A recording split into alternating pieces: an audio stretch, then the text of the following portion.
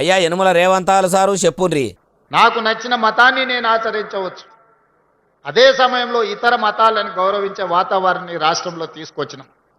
మత ప్రాతిపదికన ఎవరైనా దాడులు చెయ్యాలన్న ఆలోచన చేసినా, అనుకోని చెదురుమదర సంఘటనలు ఏవైనా జరిగినా ప్రభుత్వం కఠినంగా అణిచివేసింది.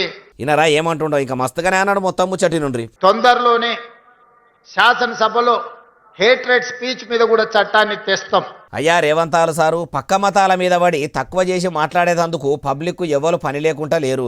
ఉదికు తెలంగాణలో సావన్ని సమస్యలుంటే ఇప్పుడు మతాల మీద లొల్లి చేసి గాలికి పోయే కంపను తలిగించుకోవాలని ఎవ్వరు చూస్తారు. మత రాజకీయాలు కుల రాజకీయాలు చేసేది మీ రాజకీయం లీడర్లు.